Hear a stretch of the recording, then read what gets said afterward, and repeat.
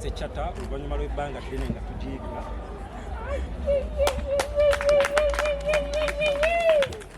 Wajja kubaayo emikolo eminene egisinga ku gino, naye kino kiggula luggi. Abayizi bo bagambye tebajja kulinda, ne basalawo okwebaza abakulembera yunivasite omulimu gwe bakoze okututuusa wano we tuli. Era ono yakulembera abayizi wano ku kampasi ey'Ekakeeka nga yagenda okukuliramu omukolo guno kubanga gwabwe bamunzikirize omuzindaalo gumuwe. The campus president wa Muteesa I Royal University. Atwala okusiima kwange ebigambo banne ebyo biyimbuze because I'm so happy. I'm very happy. Ndi musanyufu nnyo kyetwatuuseeko nga ssettendekero wa Muteesa I Royal University.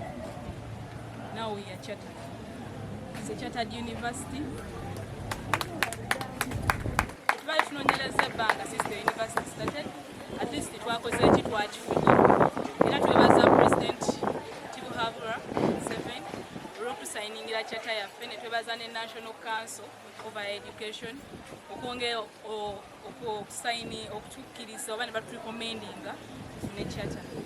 Saa zino ngenda kukwasa kino kivudde this portrait for our beloved VC, Professor Vincent Kakembo. It's from the student of BIFA, Fine Art.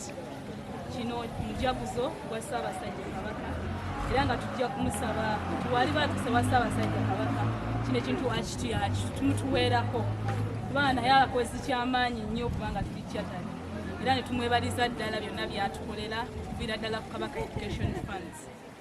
Twebaliza ddala era essaawa zino ngenda mukwasa Professor Vincent, my professor, ngenda mukwasa portrait nga tumwebaliza ddala nga on behalf of other students.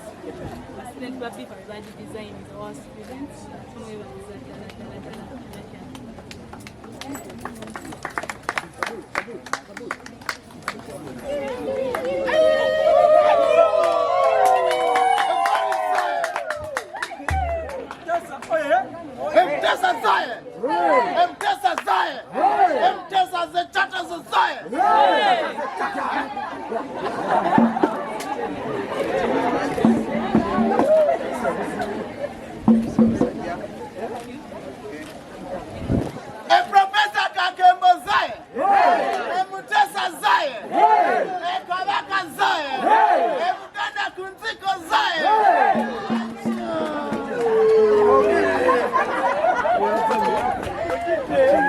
Tuddukanya ssettendekero wa Ssaabasajja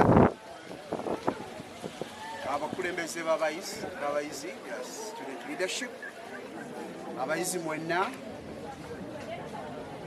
twebaza nnyo kino kye mutegese, naye ng'okusookera ddala twebaza nnyo Ssaabasajja Kabaka Ronald Muwenda Mutebi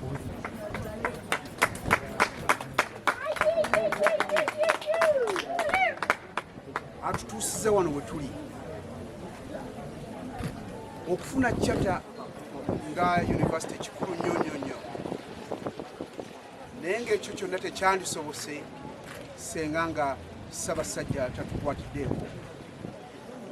Ffe we tutandikira okusobola okufuna charter obwannannyini obw'ebifo bye tulimu ku main university, main campus eye Kirumba Masaka ne wano tewali atubanja. Ssaabasajja yatukwasa ebifo bino era n'ebyapa tubirina kutuvudde okuzimbira okufuna charter. Temusobola kufuna charter nga temulina bwannannyini, ng'ettaka si lyammwe, ebizimbe si byammwe. So ebizimbe n'obwannannyini bwa Ssaabasajja n'obuvunaanyizibwa yakukwasa bwe tuvuddeko okufuna charter eno. Ate nga tetukomyawo wokka, Obuganda butuwagidde nnyo mu lugendo luno luwanvu okufuna charter. Lugendo lubadde luwanvu ddala naye nga telugendamu resources, mugendamu ssente nnyingi ddala obwakabaka butukwatiddeko yonna gye buvudde n'okweyama mu bintu ebyenjawulo.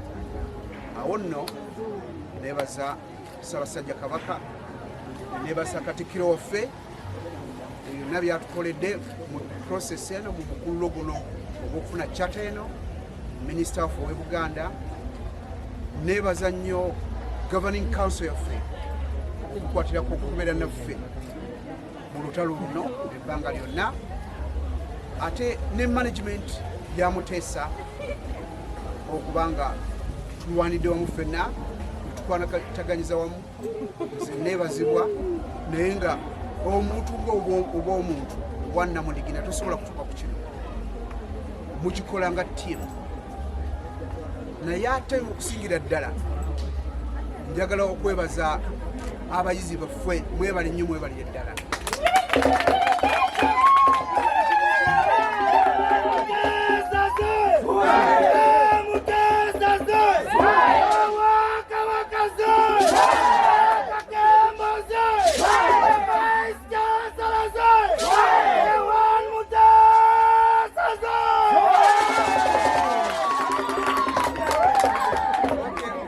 Abayizi bannange mwebale nnyo, mwebalire ddala.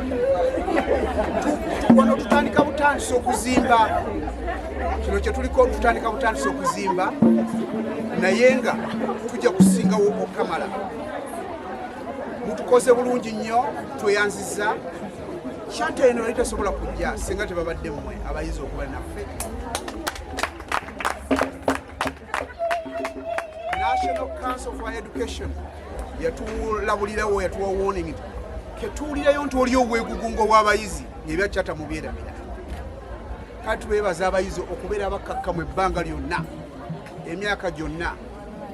Era ekyo kya National Council badde kitugamba tuwulira abayizi eyo bakakkamu bulungi nnyo.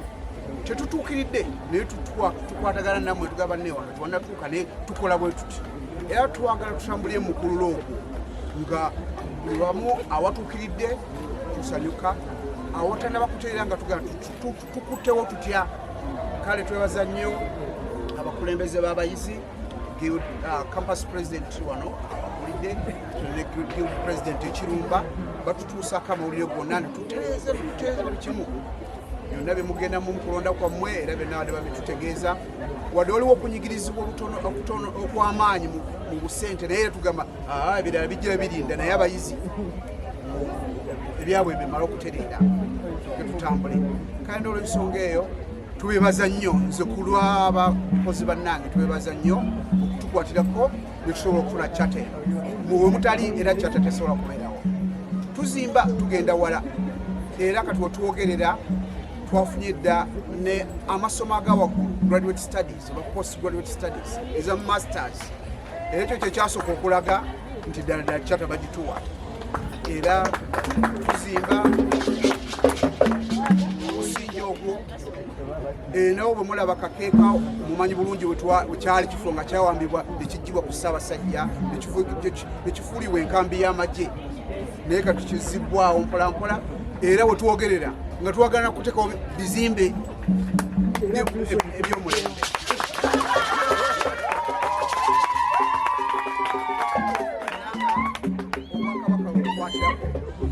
Kale kino kikyali kituuza butuuza, tukyalina okujaguza okw'amaanyi ennyo okujja okukulemberwamu abakulembeze baffe okubeera ddala mu Bwakabaka.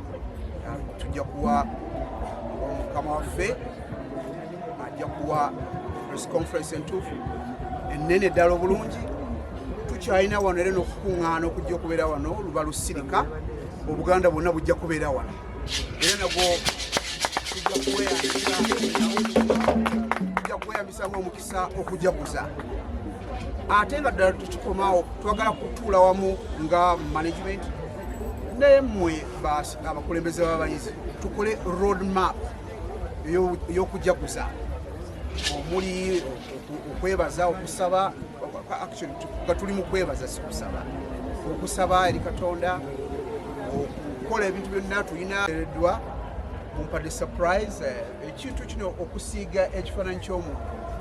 Omuntu tatula butuuza bonaga kikino kyetaaga obwegendereza bungi nnyo n'obudde. kati ekintu ng'ekyo okukitunda ng'obadde okitaddeko market related prices olwayinza okuga nti ojja kumpayo busente butonoza mpayo miliyoni nga 35 naye okubanga mutonye ekifaananyi ekyo wegendereza kukigenzeemu twebaza nnyo ababa laze ekkubo eryokubikola naddala abasomesa baffe n'okutonera Ssaabasajja bannanga makula kikulu nnyo era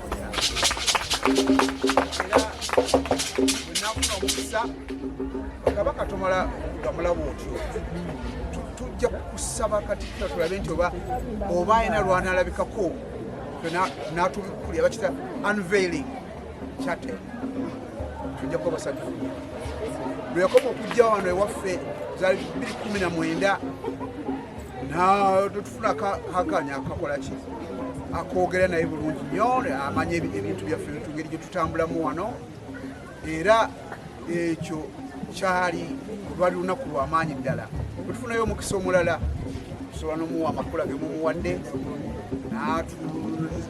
n'atwanveilingira nekkula lino era nalyo tujja kuba tusanyuka nnyo era sirowooza nti Katikkiro waffe anaabeera n'obuzibu tusaiddekoseera bwokimanyi Ssaabasajja okukola bino byonna ye tatunuulidde gamba nti kufunamu nga y'obw'omuntu obwo bw'okaba kufunamu akikola kuddiza eri bantu oli Kabaka Educational Fund basalizaawo abayizi baffe wano mu Buganda ne mu bitundu ebirala bya Buganda ogukka gwe gumu ku miganyulo gyakwo naye nga naffe okuganyulwa kwamu kwaffe kuli bwe kuti embeera engeri nnyingi nnyo zisobola kukola ki kunyonyola wano naye kankuwa ekyokulabirako nti kaakati gavumenti yazizaawo gavumenti eya wakati yazizaawo zebayita amabanja bagize educational loans eri abayizi ffe nga Ssaabasajja